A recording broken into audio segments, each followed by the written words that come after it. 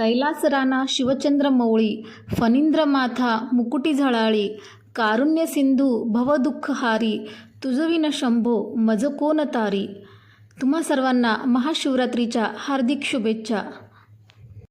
आजच्या व्हिडिओमध्ये आज आपण पाहणार आहोत की प्रचंड शक्तिशाली असलेले हे महादेवांचे महाशिवरात्रीच्या व्रताची काय गाथा आहे, काय महिमा आहे, जे उपवासापेक्षा कथा ऐकल्याने पुण्य प्राप्त होते. जर तुम्ही इन्स्पायर मराठी या चॅनलवर नवीन असाल तर चॅनलला सबस्क्राईब करा. व्हिडिओ आवडला असेल तर लाईक आणि कमेंट करा. व्हिडिओ शेवटपर्यंत बघत राहा. महाशिवरात्रीची कथा. ज्यावेळी समुद्रमंथन झाले त्यात सृष्टीशी निगडीत सर्व महत्त्वपूर्ण गोष्टींची निर्मिती झाली, परंतु त्याच वेळी समुद्रमंथनातून हलाहल नावाचे विष देखील बाहेर आले.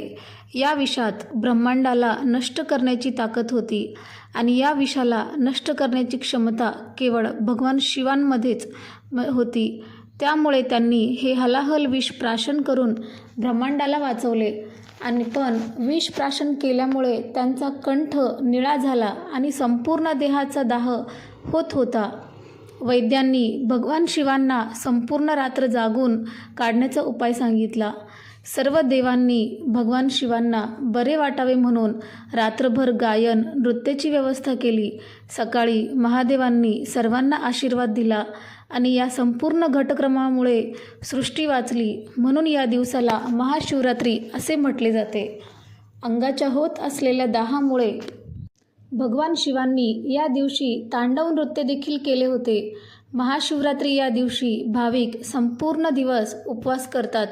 भगवान शिवांचे शिवलीलामृत, महारुद्र भजन, गायन इत्यादींचे देखील आयोजन केले जाते. शिवशंकरांना 108 बेलपत्री वाहून शिवनामावली देखील उच्चारली जाते.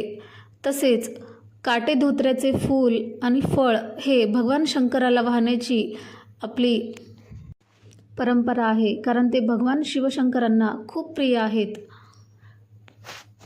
तर आता आपण शिवपुराणातील काय कथा आहे हे सुद्धा जाणून घेऊया. एक पारधी जंगलात सावज शोधण्याकरिता झाडावर बसला होता. संपूर्ण दिवस गेला परंतु त्याला शिकार गवसली नाही.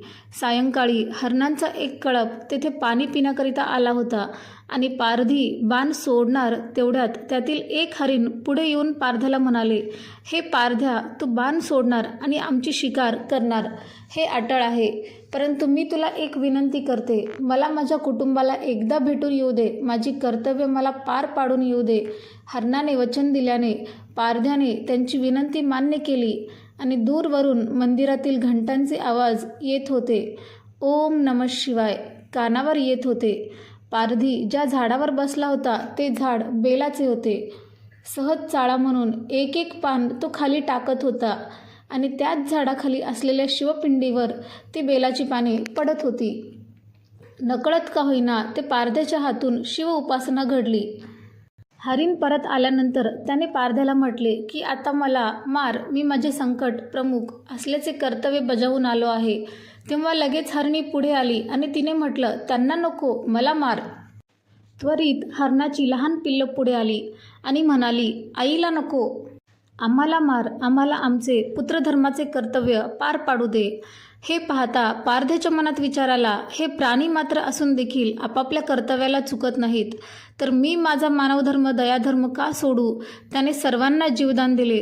देवाधिदेव महादेव हे सर्व पाहून हरणावर आणि पारध्यावर प्रसन्न झाले आणि त्यांनी त्या सर्वांना कृपाशीर्वाद दिला. सर्वांचा उद्धार केला. हरिणाला मृग नक्षत्र म्हणून, पारध्याला व्याघ्र नक्षत्र म्हणून अवकाशात नेहमीकरिता स्थान दिले. हा प्रसंग ज्या समयास घडला तो दिवस महाशिवरात्रीचा होता.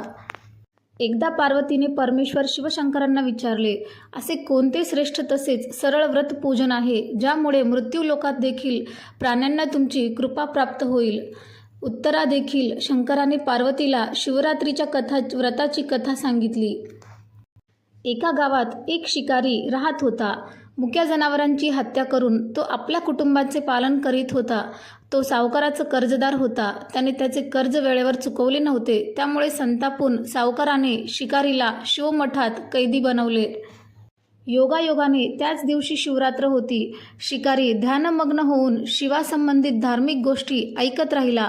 चतुर्दशीला त्याने शिवरात्रीची कथाही ऐकली. सायंकाळी सावकारांनी त्याला जवळ बोलावून कर्ज फेडण्याविषयी विचारले. शिकारी दुसऱ्या दिवशी सर्व कर्ज फेडेन असे वचन देऊन कैदेतून सुटला आणि आपल्या दिनचर्येप्रमाणे तो जंगलात शिकारीसाठी निघाला. पण दिवसभर कैदेत राहिल्यामुळे तो तहान भुकेने व्याकुळ झाला होता. शिकारी करण्यासाठी तो तलावकाठाच्या बेलपत्राच्या झाडावर मचाण बांधू लागला. बेलवृक्षाच्या खाली बेलपत्रांनी झाकलेले गेलेले शिवलिंग होते. शिकाऱ्याला मात्र हे माहीतच नव्हते.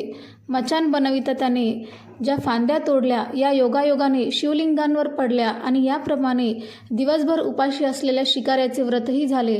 त्याच्या करवी शिवलिंगावर बेलपत्रही वाहिले गेले.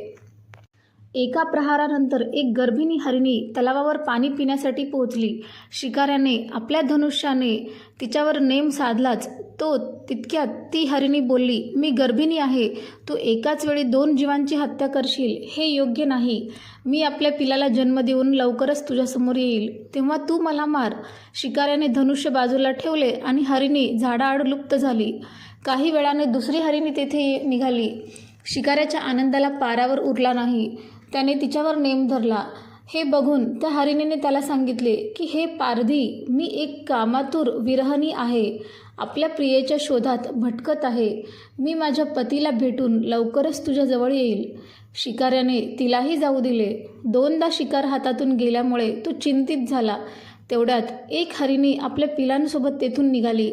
शिकाऱ्याला जणू सुवर्णसंधीच मिळाली. त्याने धनुष्याला बाण लावला आणि बाण सोडणार तेवढ्यात ती हरिणी बोलली, हे पारधी, मी माझ्या पिलाला त्याच्या वडिलांकडे सोडून लगेच येते. यावेळी तू मला मारू नकोस. शिकारी हसला आणि म्हणाला, समोर आलेली शिकार सोडून द्यायला मी काही मूर्ख नाही. याआधी मी 2दा शिकार गमावली आहे. माझी मुले लहान तहान भुकेने व्याकुळ झाली असतील. उत्तरादेखील हरिणी म्हणाली, जशी तुला आपल्या मुलांची काळजी वाटते तशीच मलाही वाटत आहे. त्यामुळे मी फक्त काही काळ तुझ्याकडून जीवनदान मागत आहे. माझ्यावर विश्वास ठेव, मी लगेच परत येईन. हरिणीचा तो व्याकुळ स्वर ऐकून शिकाऱ्याला तिची दया आली. त्याने तिलाही जाऊ दिले. शिकार न मिळाल्यामुळे तो बेलाच्या झाडावर बसून बेलपत्र तोडत खाली फेकत होता. काही वेळाने एक धष्टपुष्ट मृग त्या रस्त्यावरून जात होते. आत्ता या मृगाची शिकार मी नक्कीच करणार असा विचार केला. पण त्याच्यावर नेम धरला असता मृग दीनवाण्या स्वरात म्हणाला, हे पारधी, जर तू माझ्या आधी 3 हरिणींना मारले असेल तर मला मारण्यातही वेळ करू नकोस. म्हणजे त्यांच्या वियोगात मला एकही क्षणाचे दुःख सहन करावे लागणार नाही. मी त्यांचा पती आहे. जर तू त्यांना जीवनदान दिले असशील तर मला काही क्षणासाठी जीवनदान देण्याची कृपा कर. मी त्यांना भेटून तुझ्यासमोर हजर होईल. मृगाचे बोलणे ऐकून शिकाऱ्याच्या डोळ्यासमोरून संपूर्ण रात्रीचे घटनाचक्र आले. त्याने सर्व कथा मृगाला ऐकवली. तेव्हा मृगाने सांगितले, माझ्या 3ही पत्नी येथून वचनबद्ध होऊन गेल्या आहेत. मात्र त्या माझ्या मृत्यूनंतर आपल्या धर्माचे पालन करू शकणार नाहीत. त्यामुळे तू मला आता जाऊ दे. मी त्यांच्या समवेत तुझ्यासमोर हजर होतो. उपवास, रात्रीचे जागरण तसेच शिवलिंगांवर बेलपत्र चढविल्यामुळे शिकारीच्या हिंसक हृदयाचे निर्मल हृदयात परिवर्तन झाले होते. धनुष्य त्याच्या हातातून निसटले. शिवाने त्याच्या हृदयात बदल घडवून आणला. त्याला आपल्या भूतकाळातील कर्माचा पश्चाताप झाला. थोड्याच वेळात मृग सपरिवार शिकाऱ्यासमोर आला. या प्राण्यांमधील प्रेम पाहून शिकाऱ्याच्या डोळ्यातून अश्रू व्हायला लागले. शिकाऱ्याने त्यांना न मारता आपणही मुक्या प्राण्यांची हिंसा न करण्याचे ठरविले.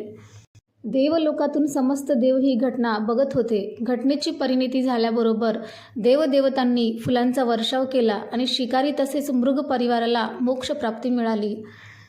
अशी आहे ही महाशिवरात्रीची कथा. तर तुम्हाला ही कथा कशी वाटली हे कमेंट बॉक्समध्ये नक्की कळवा. जर तुम्ही या चॅनलवर नवीन असाल तर चॅनलला सबस्क्राईब करा. व्हिडिओ आवडला असेल तर लाईक आणि कमेंट करा.